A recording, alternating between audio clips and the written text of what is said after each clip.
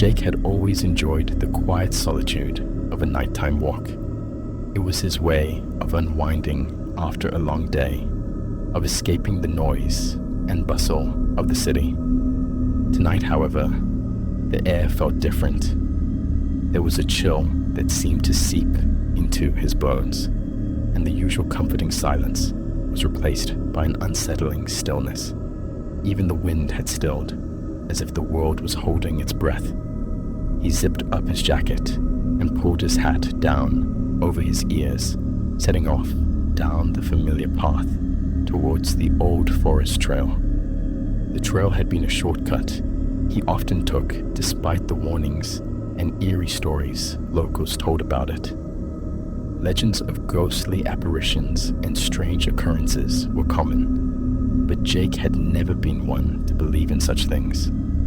Tonight, though, he felt a twinge of unease as he approached the dark entrance. The streetlights began to flicker as he walked, casting long, distorted shadows that twisted and danced with every step. The fog rolled in thicker than he had ever seen, a dense wall of white that swallowed everything in its path.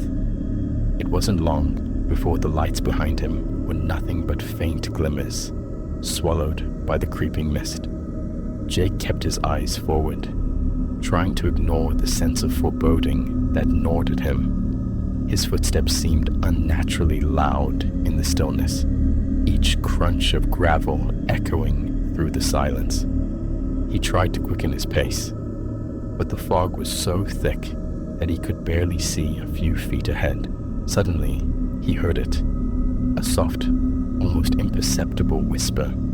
He froze, straining to listen, but the sound was gone as quickly as it had come. Shaking his head, he took a deep breath and pressed on, telling himself it was just his imagination. But then he heard it again, louder this time, a hushed voice calling his name. Jake. His blood ran cold. He spun around, peering into the fog, but there was nothing there.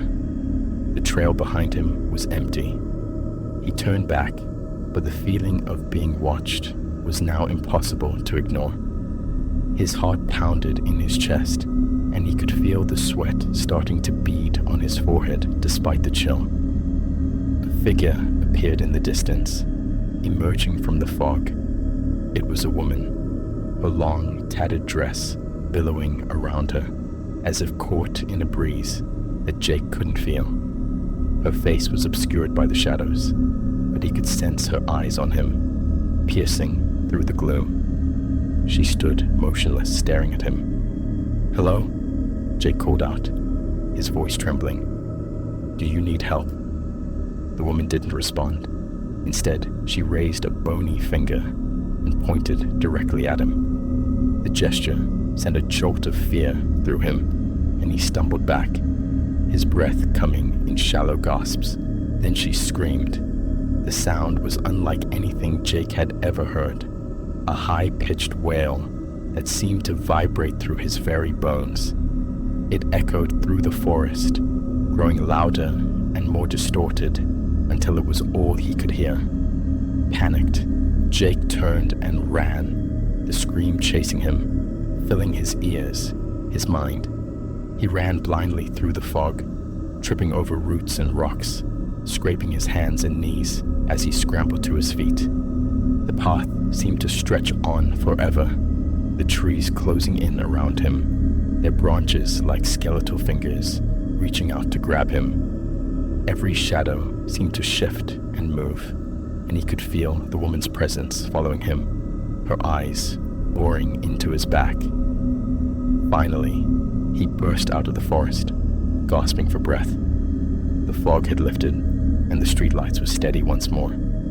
Jake glanced back at the forest. The woman was nowhere to be seen.